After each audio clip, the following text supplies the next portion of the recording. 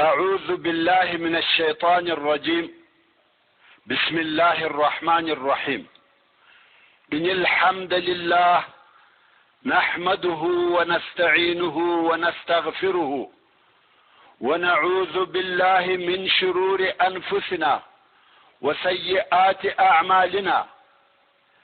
من يهده الله فلا مضل له ومن يضلل فلا هادي له، وأشهد أن لا إله إلا الله وحده لا شريك له، وأشهد أن محمدا عبده ورسوله صلى الله عليه وآله وأصحابه وسلم تسليما كثيرا. أما بعد، د سرور کائنات صلی الله علیه و آله وسلم ژوند څلوېښتمه فته. السلام علیکم ورحمة الله وبرکاته. محترم ورونو، په تیره 9 فته کې موږ د رسول الله صلی الله علیه و آله وسلم د عرفات د ورځې د خطبه لوی او مهم ټکی بیان کړ، او دا مهم وویل چې رسول الله صلی الله علیه و آله وسلم د خپل اصحابو او حاضر کسانو څخه دا اقرار واخیستی چې ویل موږ شاهدی ادا کوو چې تا خپل رسالت ورساوه، امانت دې ادا کړي، امت ته دې نصیحت وکړي، او د خپل دین د پاره دې حق جهاد وکړي. د خلقو تر دغه شاهدی وروسته رسول الله صلی الله علیه و آله وسلم به په خپل سبابه ګوته سره یوار و آسمان ته اشاره وکړه، او بیا به و خلقو ته اشاره وکړه، او ویل به اللهم فاشهد، الهی تشاهد اوسه. دغه د ګوتې اشاره او دغه جملې ویل یې 3 واره تکرار کړه، او د دې کار څخه د رسول الله صلی الله علیه و آله وسلم څه مقصد و؟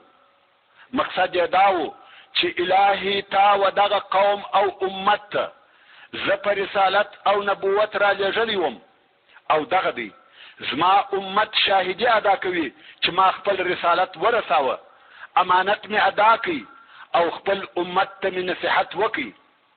پس له هغه څخه چې رسول الله صلی الله علیه و آله وسلم د خطبې د ویلو او بیانولو څخه فارغ سو، د دغې ورځې د مازدیګر په وخت کې د الله جل جلاله دغه قول نازل سو چې د سورة المائده د 3 نمبر آیات یو حصه ده.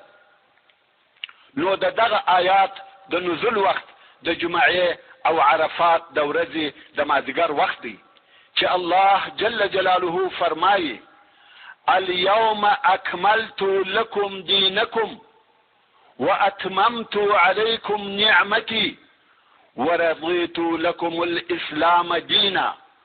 یعنی نن ورځ ما و تاسو ته ستاسو دین در پوره او کامل کړي، زما نعمت مې پر تاسو تمام او پوره کړي، او ستاسو د پاره مې اسلام د دین په شکل او صفت سره اختیار کړي.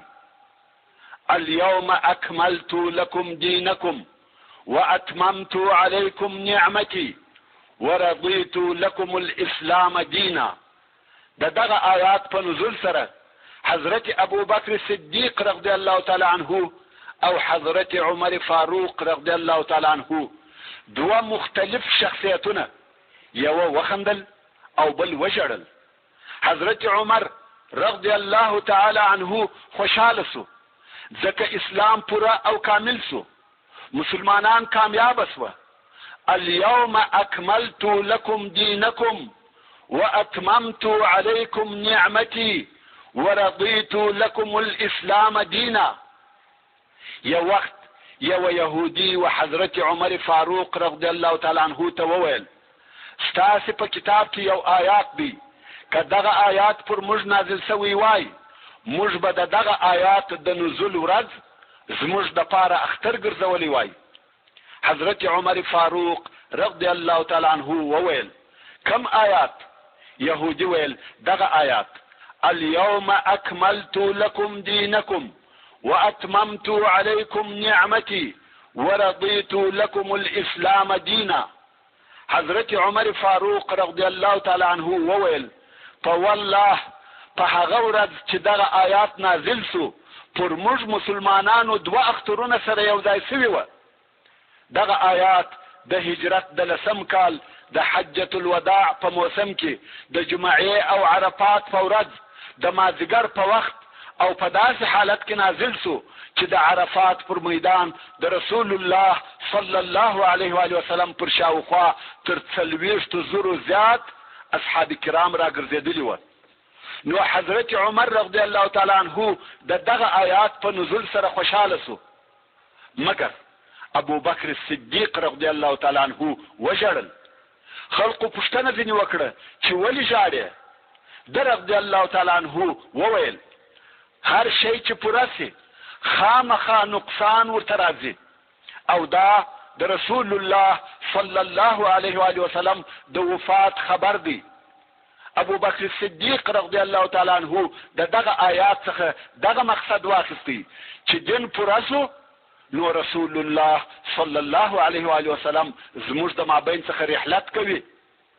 پس له خطبه ویلو څخه حضرت بلال رضی الله تعالی عنه اذان وکړي او بیا یې اقامت ووایه او رسول الله صلی الله علیه و آله وسلم وخلقو ته د ماسپښین لمونځ ورکړي.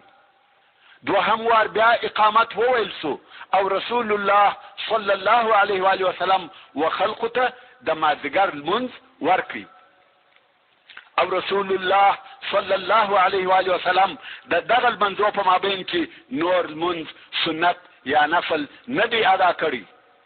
بیا نو رسول الله صلی الله علیه و آله وسلم پر خپل اوښه سپور سو او په عرفات کې د درېدلو پر ځای مخ پر قبله ودرېدی او تر لمر لوېدو پورې هلته تهلیل او تکبیر وایه، دعاوې یې کولې.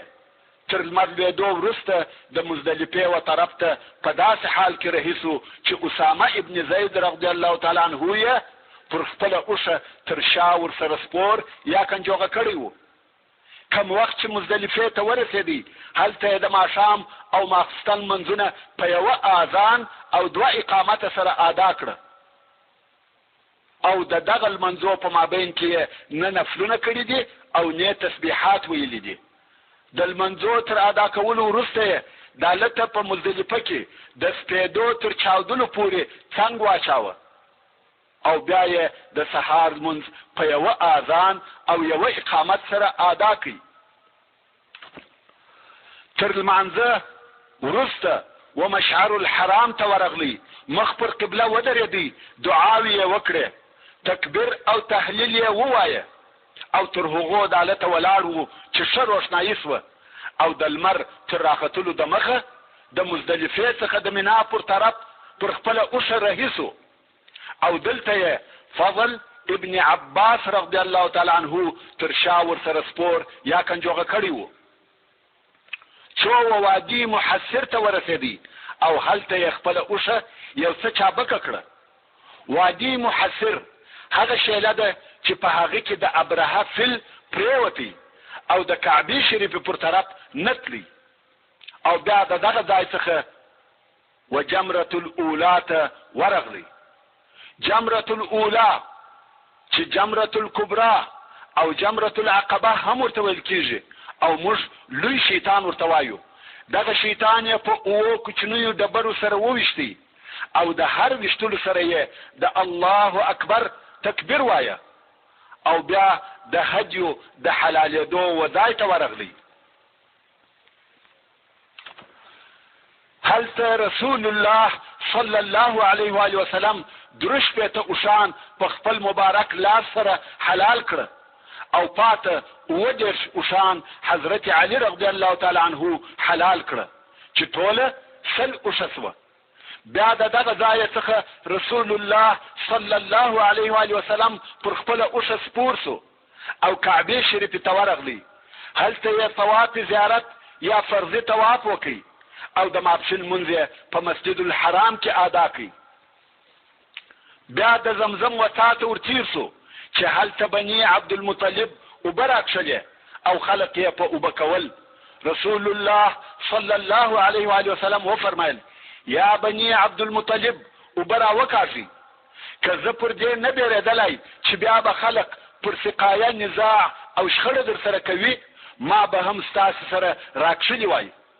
هغو یوه سلواغه اوبه ورسول الله صلی الله علیه و آله وسلم ته ورکړې او رسول الله صلی الله علیه و آله وسلم د زمزم اوبه وڅښلې. په دغه ورځ هم چې د ذوالحجې لسمه ورځ وه او یوم النحر ورته ویل کېږي، رسول الله صلی الله علیه و آله وسلم د څاښت پر وخت خطبه وویل.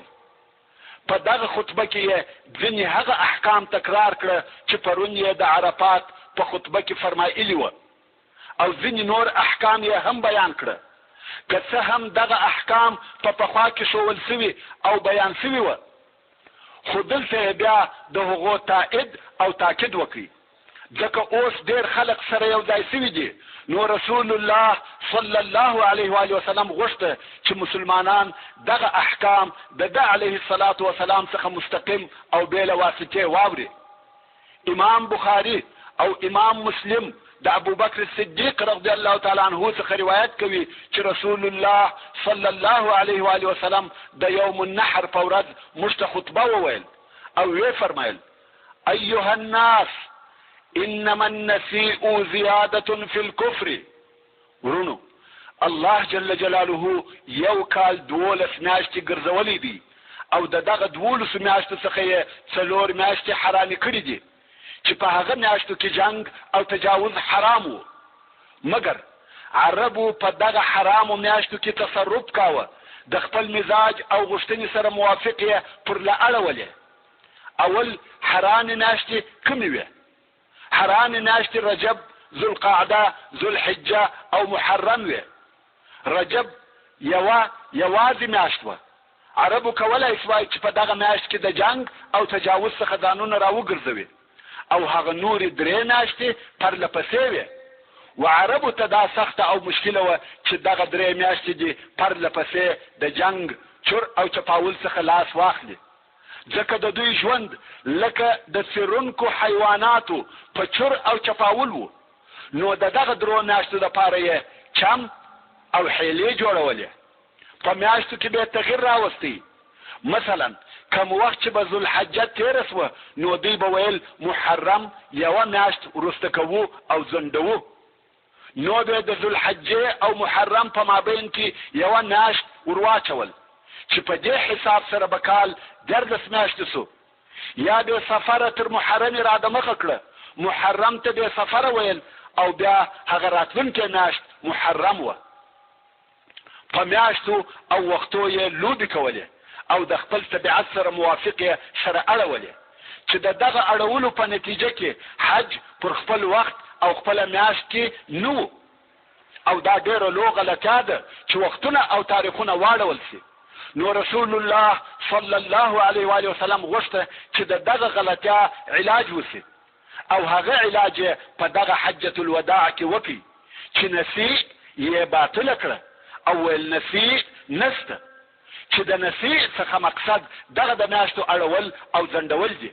الله جل جلاله فرمایي: انما النسیء زیادة فی الکفر، یعنی بېشکه دغه د میاشتو اړول په کفر کې زیاتوب دی او هغه د مخه چې عربو کول هغه جهالت وو. دغه یوه میاشت به یو کال حلاله بلل او بل کال به بیا حرامه بلل. نو رسول الله صلی الله علیه و آله وسلم په دغه خطبه کې وفرمایل: ان الزمان قد استدار كهيئته يوم خلق السماوات والارض. یعنی دغه چې اوس موږ حج پکښې کوو واقعا او حقیقتا ذوالحجه ده، بله میاشت نه ده چې موږ د هغه د کفارو د اړولو په سبب خطا وتلي یو. هو خلقو میاشتې پر له اړولې وې او ډېر ځله حج پر خپل وخت نه کېدی، خو د دغه اړولو په آخر کې چې دغه اوس دی بیرته د حج میاشت ذوالحجه و هغه خپل واقعي وخت ته راغله، لکه په هغه ورځ چې الله جل جلاله پیدا کړې وه. نو که اوس پر دغه حال پسې پاته سي او بیا یې څوک وانړوي نو هر شی پر هغه خپل وخت دی، نه بیا روژه اوړي نه حج، چې خلقو ته دا شک نسي پیدا چې کفارو میاشتې پر له اړولې وې، خو په دغه اړولو کې بیرته هره میاشت پر هغه خپل وخت راغله. الا هل بلغت اللهم فاشهد، یعنی الهی ته شاهد اوسه چې ما و خلقو ته د اسلام احکام ورسول. او بیا رسول الله صلی الله علیه و آله وسلم وفرمایل دا کومه میاشت ده؟ موږ وویل الله او رسول الله ښه په خبر دي. رسول الله صلی الله علیه و آله وسلم ساکت او چپ خلصو تر داسې اندازې چې زموږ خیال سو چې اوس به له هغه خپل نامه څخه په بل نامه سره وبولي. او بیا یې وفرمایل آیا دا ذوالحجه نه ده؟ موږ ویل هو ده. بیا یې وفرمایل دا کوم ښار دی؟ موږ ویل الله او رسول الله ښه په خبر دي. رسول الله صلی الله علیه و آله وسلم بیا ساکت سو تر داسې اندازې چې زموږ خیال سو چې اوس به له هغه خپل نامه څخه په بل نامه سره وبولي. او بیا یې وفرمایل آیا دا بلد الحرام نه دی؟ موږ ویل هو دی. او بیا یې وفرمایل دا کومه ورځ ده؟ موږ ویل الله او رسول الله ښه په خبر دي.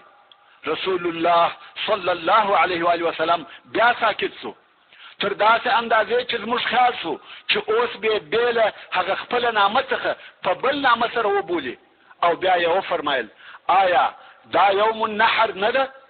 موږ ویل هو ده. نو رسول الله صلی الله علیه و آله وسلم وفرمایل چې ستاسې ویني او ستاسې مالونه او ستاسې عزت او آبرو یو پر بل داسې سره حرام دي لکه د دغه ورځې حرمت په دغه ښار کې او په دغه میاشت کې.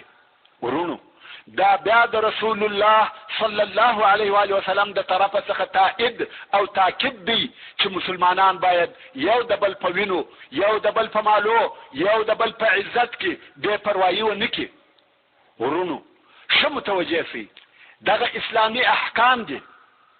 رسول الله صلی الله علیه و آله وسلم بیا وفرمایل او تاسې به د خپل رب په حضور کې ودرېږئ، ستاسې څخه به ستاسې د عملو پوښتنه وکړي، تر ما وروسته و ضلالت او بدې لارې ته مور ګرځئ چې ځینې ستاسې د ځینو نورو غاړې ورپرې کوي، یعنی یو د بل سره وژني. الا هل بلغتو، آیا ما دغه احکام تر تاسې پورې در ورسول؟ خلق ویل هو. رسول الله صلی الله علیه و آله وسلم وفرمایل اللهم اشهد، الهی تشاهد اوسه. رسول الله صلی الله علیه و آله وسلم احکام بیانول او د خلق څخه یې اقرار اخستی چې ما دغه الهی احکام در ورسول. چې خلق به ویل هو، نو به الله جل جلاله دغه د دوی پر اقرار شاهد کی چې الهی دغه دی دوی اقرار کوي چې ما خپل رسالت رسولی دی. او بیا یې وفرمایل دغه حاضر خلق دی دغه احکام و غائب خلق ته ورسوي. او ډېر ځله داسې پیښیږي چې هغه څوک چې دغه احکام ورسیږي تر دغه اوسني اورېدونکي دي ډېر د حافظې خاوند، پوه او عمل کوونکی وي. او دغه د اسلامي احکامو بیانول او تر خلق رسول د هر مسلمان وظیفه ده. او وی فرمایل هغه د جاهلیت فخرونه لغو او باطل دي، یعنی په جاهلیت کې چې به خلقو په دنیوي شیانو فخر کاوه هغه فخرونه نه اعتبار لري او نه فخر بلل کیږي. بل دوه کارو څخه چې سدانه او سقایه ده، یعنی د کعبه شریف د آبادولو او خدمت کولو شرف چې سدانه ورته ویل کیږي پاتې دی، او بل د حاجانو د خدمت کولو او اوبو رسولو شرف چې سقایه ورته ویل کیږي پاتې دی. هر هغه څوک چې د بیت الله الحرام ساتنه او حفاظت کوي او هر هغه څوک چې د حاجیانو خدمت کوي دغه شرف دی. که څوک فخر په وکړي کولای شي، مګر د جاهلیت هغه نور فخرونه لغو او باطل دي. او بیا رسول الله صلی الله علیه و آله وسلم د څو نورو احکام تاکید او تکرار وکړي چې د هغې جملې څخه یې وفرمایل والعمد قوت، یعنی په قصد سره د یو چا وژل قوت دی، چې د هغه په باره کې د اسلام حکم داسې دی که یو چا قصدا یو څوک ووژي او د مقتول ورثې خامخا د قاتل وژنه غوښته، نو قاتل په قصاص سره وژل کیږي. او کې دیت قبول کړي بیا به دیت ورکول کیږي او یادا چې عفو ورته وکړي. په دغه درو شیانو کې د مقتول ورثه اختیار لري. او د قصدي وژلو شبهه هغه چې په لرګي یا ډبره یې ووژني یا په داسې شي یې ووهي چې هغه شی په عادت او اصطلاح کې د وژلو اسلحه نه وي او عادتا څوک نه په وژل کیږي خو هغه ووژل شو و دغه قتل ته شبه عمد ویل کیږي. ځکه دغه وژنه نه په خطا سره ده نه په قصد سره، نو دا شبه عمد دی. په دغه سی وژلو کې پر قاتل 100 اوښه دي چې دیت ورته ویل کیږي.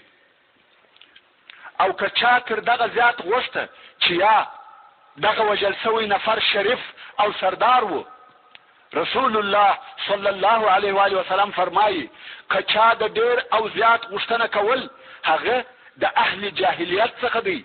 د انسانانو په مابین کې فرق او تمیز نشته. د هر یو دیت 100 اوښه دی. بیا رسول الله صلی الله علیه و آله وسلم و فرمایل ای خلقو، شیطان د دې څخه نا امید سو چې د هغه عبادت کې ستاسو په مځکه کې وسی. یعنی د شیطان هیڅ دا امید نشته چې بیا دې په جزیره العرب کې د عبادت وسی، مګر هغه په دې راضي سو چې بیل عبادت یې په نورو داسې شیانو کې اطاعت او متابعت وسی چې تاسو یې کوچنی بولی. یعنی په جزیره العرب کې توحید ثابت او برقرار سو. شیطان هیڅ دا امید نه لري چې بیرته دې هغه ښکاره شرک و جزیره العرب ته راوګرځي. که شرک هم راسي هغه به په لږ او بل شکل سره وي، مګر دا چې د بوتانو عبادت کې داسې وسی لکه پخوا چې کېدی دا امکان نه لري. نو شیطان په دې راضي سو چې په نورو داسې شیانو کې متابعت وسی چې تاسو یې سپک او کوچنی بولی. او بیا رسول الله صلی الله علیه و آله وسلم و فرمایل ایها الناس اسمعوا قولي واعقلوه تعلمن ان كل مسلم اخ للمسلم وان المسلمين اخوة فلا يحل لامرئ من اخيه الا ما اعطاه عن طيب نفس منه فلا تظلمن انفسكم اللهم هل بلغت. اے خلقو، زما خبري واوري او ځانونه په پوکي پوسی چې هر مسلمان د بل مسلمان ورور دی او ټول مسلمانان یو د بل سره ورونه دي. نو هیچاته دا نه روا او نه حلاله ده چې د ورور د مال څخه دی بیل اجازه یو شی واخلي. هر هغه شی چې د ورور په خپل رضا او خوشاله زړه ورکړي هغه ورته روا او حلال دی. نو پر خپل ځانو ظلم مکوي. علماء کرام وایي حتی که څوک یو مسواک د هغه د خاوند به اجازه واخلي دا حلال او روا کار نه دی. هیڅ مسلمان به د خپل ورور د مال څخه بیل اجازه هیڅ شی نه اخلي. او بیا رسول الله صلی الله علیه و آله وسلم و فرمایل الا هل بلغت اللهم فاشهد. آیا ما احکام ورسول؟ الهی تشاهد اوسه. او رسول الله صلی الله علیه و آله وسلم و فرمایل پس لما څخه وخپل پخوانی کفر ته مګرځي چې ځینې ستاسې د ځینو نورو غاړې ورپرې کوي او وژني. ما په تاسې کې داسې شی پرې ایښی دی که تاسې په هغه عمل وکړئ نه ګمراهان کېږئ چې هغه کلام الله قرآن مجید دی. الا هل بلغت اللهم اشهد. او وی فرمایل ایها الناس ان ربکم واحد.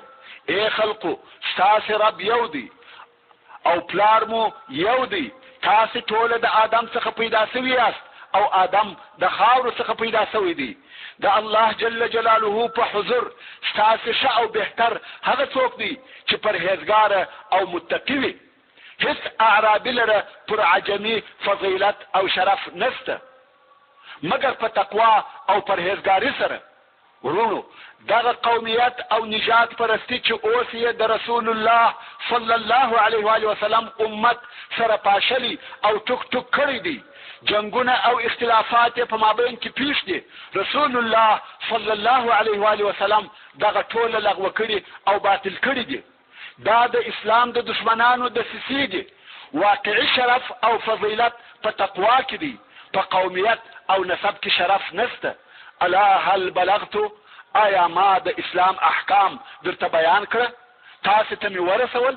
خلق ویل هو. رسول الله صلی الله علیه و آله وسلم وفرمایل حاضر خلق دی و غائب ته ورسوي. یعنی دغه احکام یوازې د حاضر او موجود خلقو د پاره نه دي، بلکې دغه احکام د ټول امت د پاره دي او هر نسل دی وراتلونکي نسل ته رسوي.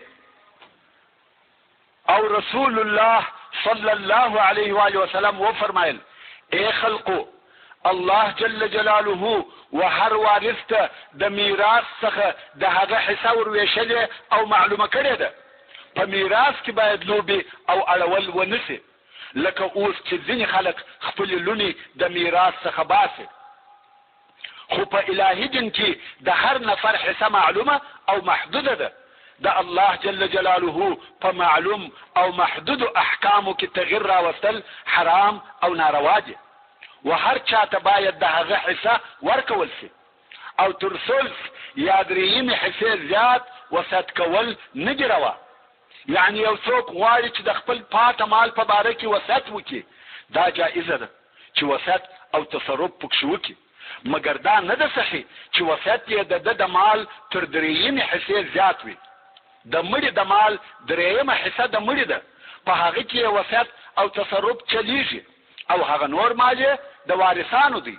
نو رسول الله صلی الله علیه و آله وسلم دا راوښول چې یو څوک د خپل مال تر درېیمې حصې زیات وسط نشي کولای. او بیا رسول الله صلی الله علیه و آله وسلم وفرمایل والولد للفراش وللعاهر الحجر. یعنی که د یوې ښځې کوچنی پیدا سو، د دغه کوچني نسبت د هغې ښځې و میړه ته کېږي، د هغه اولاد دی. او که دا چیرې زنا ثابته سوه بیا نو حجر یا رجم دی، یعنی تر مرګه په ډبرو ویشتل کېږي. داسې باید ونسي لکه اوس چې په ځینو اسلامي وطنو کې د شریعت په احکامو کې لاس وهل کېږي او اړول کېږي. د الله جل جلاله احکام او قانون یې و بل قانون ته اړولی دی چې پر زانی او زانیه په بند یا نور جزا سره حکم کېږي. رسول الله صلی الله علیه و آله وسلم په ډاګه او ښکاره سره فرمایلی دي چې زانی او زانیه ته حجر یا رجم دی. او بیا رسول الله صلی الله علیه و آله وسلم وفرمایل من ادعا الى غیر ابیه او تولى غیر موالیه فعليه لعنة الله وملائکته والناس اجمعین. یعنی که د یو چا نسبت بیل خپل پلاره و بل چاته وسو، لکه په جاهلیت کې چې به داسې کېده چې د بل چا زوی به د ځان زوی باله، دا کار اسلام منع کړي. د هر چا نسبت به و خپل پلار ته کېږي. او یادا چې یو څوک د یو چا مولا وي او نسبت یې و بل چاته وسي، مولا و هغه آزاد سوي مرئی ته ویل کېږي. نو کم وخت چې یو مرئی آزاد سي، پلار خو یې نه دی معلوم، نو نسبت یې و هغه خپل مالک ته کېږي. داسې ویل کېږي چې فلانی مولا فلانی، د هغه پخواني مالک نوم یې ورسره یادېږي. مثلا ابو حذیفه چې کم وخت خپل مرئی چې سالم نومېدی آزاد کړي، نو داسې ویل کېده سالم مولا ابو حذیفه، نسبت یې هغه خپل پخواني مالک ته کېږي. او پر دغه ولایه شرعي او فقهي احکام بنا کېږي، نو ځکه باید نسبت یې و هغه خپل مالک ته وسي، نه بل چاته. نو ځکه رسول الله صلی الله علیه و آله وسلم وفرمایل من ادعا الى غیر ابیه او تولى غیر موالیه فعليه لعنة الله وملائکته والناس اجمعین. هر هغه څوک چې د یو چا نسبت بیل خپل پلاره و بل چاته کوي، یا د یو آزاد سوي مرئی نسبت بیل خپل پخواني مالک و بل چاته کوي، پر هغه دی د الله جل جلاله او ملائکو او ټول خلق لعنت وي. الا هل بلغتو، آیا ما احکام در ورسول؟ خلق ویل هو. نو رسول الله صلی الله علیه و آله وسلم وفرمایل اللهم اشهد والسلام علیکم ورحمت الله وبرکاته. دا هغه مشهوره خطبه الوداع چې رسول الله صلی الله علیه و آله وسلم په دغه خطبه کې د اسلام ځینې احکام خلاصه کړي دي، خاصتا هغه احکام چې په هغو کې د خلقو د طرفه تغییر او تبدیل راځي او په هغه وختو کې فساد پکې پیښېدی. نو رسول الله صلی الله علیه و آله وسلم د هغو تاکید وکړي. او بیا نو رسول الله صلی الله علیه و آله وسلم د تشریق په ورځو کې په مینا کې اوسېدی، مناسک یې ادا کول او خلقو ته د حج شرعي احکام ورښول، د ابراهیم علیه السلام د حنیف ملت شرعي هدایتونه او لارښوونې کولې او هغه د شرک آثار او علامې محو کولې. رسول الله صلی الله علیه و آله وسلم دغه د تشریق په ورځو کې په مینا کې هم خطبه ویلې ده، خو دغه وخت خطبه یې هم داسې وه لکه د یوم النحر خطبه، او دغه خطبه یې د سورة النصر تر نزول وروسته فرمایلې ده. او بیا د ذوالحجې په 14مه ورځ رسول الله صلی الله علیه و آله وسلم د مینا څخه وخیف ته ولاړی. پاته ورځ او شپه یې هلته تیر کړه، د ماپښین، مازدیګر، ماښام او ماخوستن منځونه یې هلته ادا کړه. بیا یې یو څه آرام او راحت وکړي، بیا و کعبې شریفې ته د طواف وداع دپاره ورغلی او خپل اصحاب کرام یې هم په طواف وداع سره امر کړه. رسول الله صلی الله علیه و آله وسلم په خپل حیات کې د آخر وار دپاره مسجد الحرام ته داخلیږي. تر طواف وداع وروسته رسول الله صلی الله علیه و آله وسلم ملتزم ته ورغلی. ملتزم د کعبې شریفې د دیوال هغه حصه ده چې د حجر اسود او د کعبې شریفې د دروازې په مابین کې ده. دا دونه ځای دی چې فقط 2 نفره پکښې ځایېږي. رسول الله صلی الله علیه و آله وسلم دغه ملتزم ته ودرېدی، خپل مبارک نس یې په ملتزم پورې وموښلاوه، راسته باړخو یې پر دغه دیواله کښېښاوه او دواړه لاسونه یې لوړ پر دیواله ونیول. یعنی ټول مبارک جسم یې په ملتزم پورې وموښلاوه. اوس نو دعا کوي او ژاړي او دعا کوي لکه دا چې د الله جل جلاله و ملاقات ته شوق وي. امت ته دعا کوي، موږ او تاسې ته دعا کوي، فراق را نږدې دی. حضرت عمر فاروق رضی الله تعالی عنه وژړل. رسول الله صلی الله علیه و آله وسلم وفرمایل: هو ژاړه یا عمر، دغه د ژړا ځای دی، یعنی که دلته ونه ژاړې نو چیرې به ژاړې.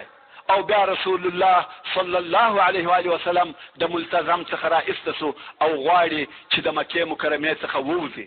بیا یې خلق سره راټول کړه، د وداع او رخصتېدو حالت دی او ویې فرمایل: ای خلقو، زه بشر یم، قریبه ده چې زما د رب قاصد راسي او زما روح قبض کی او ستاسې څخه زما د رب په حضور زما په باره کې پوښتنه کیږي، نو تاسې به زما رب ته څه وایاست؟ خلق ویل: موږ به ووایو: بلغت ووفيت وأديت فجزاك الله خيرا ما جزى نبيا عن أمته ورسولا عن قومه. تا تبلیغ وکي، تا امانت ورساوه، تا خپل وظیفه ادا کړه، الله جل جلاله دې د خیر داسې بدله درکړي لکه یو نبي ته چې د خپل امت څخه او یو رسول ته د خپل قوم څخه ورکول کیږي. رسول الله صلی الله علیه و آله وسلم وفرمایل: الحمد لله. په حجة الوداع سره د اسلام احکام ثابت، پوره او کامل سوه او وحی هم پای ته ورسېده. پس له دغه څخه بېله یوه آیاته نور قرآن مجید نه دی نازل سوی. قرآن مجید کتاب الله آسماني وحی پوره او پای ته ورسېده. اوس چې رسول الله صلی الله علیه و آله وسلم د حج مناسک پای ته ورسول، نو د مدینې منورې پر طرف رهیسو. رسول الله صلی الله علیه و آله وسلم مدینې منورې ته ځي نه د دې دپاره چې هلته آرام او هوسا ژوند وکړي، بلکې غواړي چې نور هم د الله جل جلاله په لار کې خپل جهاد او ستړیا ته دوام ورکړي. اوس رسول الله صلی الله علیه و آله وسلم مدینې منورې ته ورسېدی او د هجرت 11 کال شروع سو. خو د روم د دولت غرور او کبریا و داسې اندازې ته رسېدلې وه چې د حق او حق منلو څخه یې انکار کاوه. د دوی د متابعینو څخه چې به هر چا د حق متابعت خوښ او اختیار کوي، یا په بل عبارت اسلام ته به داخل سو، د روم د طرفه وژل کېدی، لکه دا کار چې د فروا ابن عمرو الجزامي رضی الله تعالی عنه سره وکړي. دغه فروا رضی الله تعالی عنه د روم د طرفه په شام کې د معان والی او عسکري مشر وو او مسلمان سو، خو رومیانو ووژي چې قصه یې مخکې تیره سوه. د روم د حکومت د دغه سرکشي او جرأت په سبب د هجرت د 11 کال د صفر په میاشت کې رسول الله صلی الله علیه و آله وسلم یو لوی لشکر جوړ کړ. دغه لشکر مشر او قومندان یې اسامه ابن زید ابن الحارثه رضی الله تعالی عنه مقرره کړ، او دا امر یې ورته وکړ چې د بلقا او داروم ځکه به تر پښو لاندې کې. بلقا او داروم په فلسطین کې دوه ښاره دي. دغه لشکر په لیږلو سره د رسول الله صلی الله علیه و آله وسلم مقصد دا و چې یو خو روم او رومیان وبېروي، او بل هغه عرب چې دغه د روم په سرحدي منطقو کې پراته دي مطمئن سي، او داسې ګمان یې نسي که نصارا پر موږ حمله وکړي څوک نسته چې و دوی ته جزا ورکړي، او هر هغه څوک چې و اسلام ته داخل سي هغه د رومیانو د طرفه وژل کیږي، لکه فرور رضی الله تعالی عنه چې ووژل سو. نو رسول الله صلی الله علیه و آله وسلم د دغسې ګمانو او تشویشاتو د لرې کولو او د روم د بیرولو دپاره دغه لشکر جوړ کړي.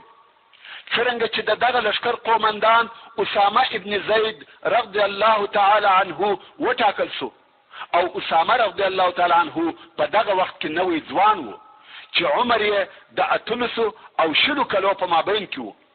رسول الله صلی الله علیه و آله وسلم د اصحاب کرامو مشران امر کړه چې په دغه لشکر کې د افرادو په صفت سره ورسره ولاړ شي.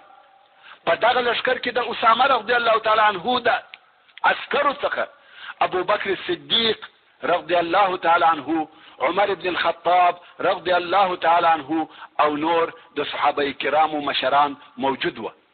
دغه لشکر جوړېده په هغه وخت کې و چې د رسول الله صلی الله علیه و آله وسلم د هغه مریضي شروع و چې د علیه الصلاة والسلام د دې دنیا څخه رحلت پکښې وکړي. منافقانو ته بیا د خبرو کولو موقع پیدا سوه، او د خلقو په مابین کې به ویل یو ځوان هلک یې د مهاجرینو او انصارو پر مشرانو امیر وګرځاوه. رسول الله صلی الله علیه و آله وسلم مجبور سو او خلقو ته په داسې حال کې راووتی چې سر یې په یو دسمال سره تړلی و، او خلقو ته خطبه وویل.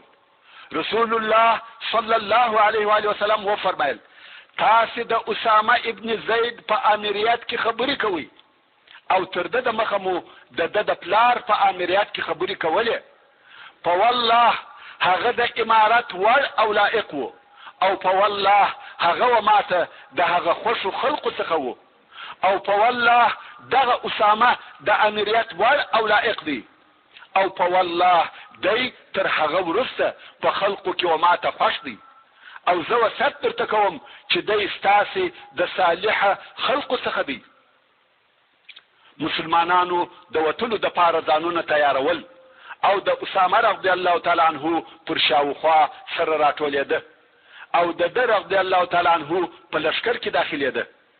څو اسامه رضی الله تعالی عنه خپل لشکر د مدینې منورې څخه ویستی او په جرف کې یې واړول. جرف د یوه ځای نوم دی چې د مدینې منورې څخه یو فرسخ لرې دی، مګر د رسول الله صلی الله علیه و آله وسلم د مریضۍ خبر د خلقو دپاره د تشویش او پریشانی سبب وګرځېدی. دا یې نه وه خوښه او نه غواړي چې په دغسې پریشانه حالت کې رهي سي. نو اسامه رضی الله تعالی عنه خپل لشکر داله ته وځنډاوه، انتظار باسي چې د الله جل جلاله څه امر او اراده ده. خو د الله جل جلاله امر داسې و چې دا به هغه اول لشکر وي چې د ابو بکر صدیق رضی الله تعالی عنه په خلافت کې د کفارو د جنگ او مقابلې دپاره وځي. ورونو، موږ اوس د خیر البشر سرور کائنات رسول الله صلی الله علیه و آله وسلم د سیرت په بیانولو کې وهغه ځای ته راورسېدو چې د سرور کائنات حبیب الله رسول الله صلی الله علیه و آله وسلم مریضي شروع کیږي او بیا په دغه مریضۍ کې د دې دنیا څخه رحلت کوي. خو دغه حالات پر دوه قسمه بیانېدلی شي. اول دا چې ټول واقعات پر طبیعي او داسې شکل بیان سي چې خلک یې د احکامو څخه فایده واخلي او د دین مبین اسلام او د هغه د رسول صلی الله علیه و آله وسلم وعظمت متوجه سي. پر واقعاتو د سوز او جوش زړه دردونکي الفاظ زیات نسی بلکې فقط مستند او صحیح معلومات را نقل سي. او دغه واقعې د بیانولو دوهمه طریقه بیا داسې ده چې د یوه نویسنده او ادیب پر شکل واقعات بیان سي. د جوش او خروش زړه دردونکي او ژړونکي الفاظ استعمال سي چې په دې قسم بیان کې د فائدې اخیستلو مضامین لږ او ضعیفه روایتونه ډیر وي چې په نتیجه کې ویونکي او اوریدونکي دواړه ژاړي. مګر دغه قسم بیان بې له دې څخه چې ضعیفه شیان را نقل سي او زړه دردونکي تکلیفي الفاظ استعمال سي په وجود نسي راتلی. نو ما د دغه حوادثو او غمجنو واقعو د بیانولو دپاره هغه اوله طریقه خوښه او اختیار کړه چې د حالاتو د بیانولو څخه دینی او شرعي ګټه واخیستل سي. لکه څرنګه چې ما په ټوله سیرت النبی صلی الله علیه و آله وسلم کې فقط مستند واقعات را نقل کړي دي، په دغه زړه دردونکې واقعه کې هم د جوش او سوز تر الفاظو تیریږم. فقط هغه صحیح احادث او ثابت معلومات را نقلوم. که څه هم دغه د مریضۍ او رحلت احادث او اخبار ډیر زیات دي، خو دلته په لږو سره کفایت سوی دي. بیرته خپلې قصې ته راګرځم. کم وخت چې د دعوت مرحلې پای ته ورسېدې، اسلام د منطقې پر اوضاع او حالاتو مسلطه سو. د رسول الله صلی الله علیه و آله وسلم په احساساتو کې، په اقوالو او افعالو کې، یعنی خبرو او کارو کې داسې علامې معلومېدې چې د خپل ژوند او د نورو ژوندیو انسانانو سره وداع او رخصتېده کوي. په پخوا کې رسول الله صلی الله علیه و آله وسلم د روژې په میاشت کې 10 ورځې اعتکاف کاوه، خو د هجرت د 10 کال په روژه کې 20 ورځې اعتکاف وکړي. په پخوا کې جبرئیل علیه السلام د رسول الله صلی الله علیه و آله وسلم سره د روژې په میاشت کې 1 وار قرآن مجید تلاوتاوه، او په دغه کال کې جبرئیل امین علیه السلام 2 واره قرآن مجید ورسره تلاوت کړي. او د حجة الوداع په خطبه کې رسول الله صلی الله علیه و آله وسلم وفرمایل: زه نه یم خبر شاید پس له 60 کاله څخه بیا هیڅ کله پر دغه ځای ستاسو سره ملاقات نسم، یعنی نه در سره ووینم.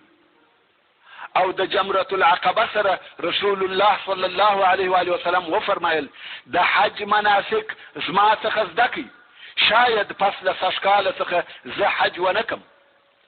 د هجرت د 11 کال د سفر د میاشتې په اولو ورځو کې رسول الله صلی الله علیه و آله وسلم وفرمایل: زه غواړم چې د احد د شهیدانو زیارت وکم.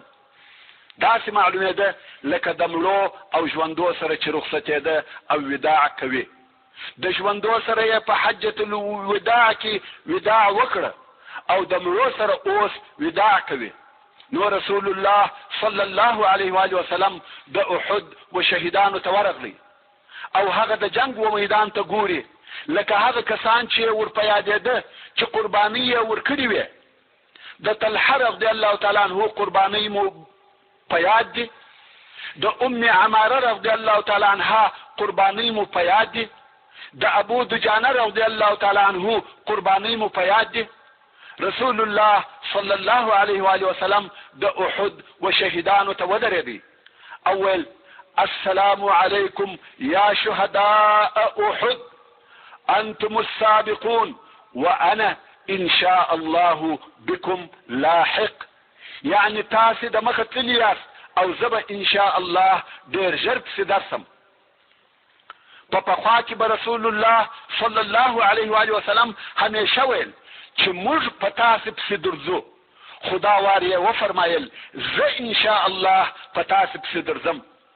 رسول الله صلی الله علیه و آله وسلم د احد و شهیدانو ته دعا وکړه. د هغه ځای څخه چې را رهیسو پر لارې یې ژړل. رسول الله صلی الله علیه و آله وسلم ژاړي. ولې ژاړي؟ آیا د دنیا د پاتې کېدو په سبب ژاړي؟ صحابه کرامو پوښتنه ځینې وکړه ولې ژاړې یا رسول الله؟ ویل د خپلو ورونو د شوق څخه ژاړم. یعنی د خپلو ورونو ولیدلو ته مې شوق دی، د هغو د لیدلو د شوقه ژاړم. صحابه کرامو ویل دغه دی، موږ ستا سره یو، آیا موږ ستا ورونه نه یو یا رسول الله؟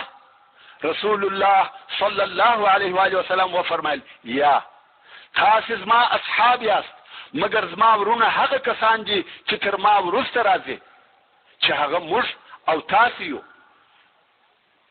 نو رسول الله صلی الله علیه و آله وسلم وفرمایل مگر زما ورونه هغه کسان دي چې تر ما وروسته راځي چې پر ما ایمان راوړي او زه نه یم لیدلی، د هغو ولیدلو ته مې شوق وسو او ومې ژړل. سبحان الله. یا رسول الله موږ په ټول لطفا فتا واړوه.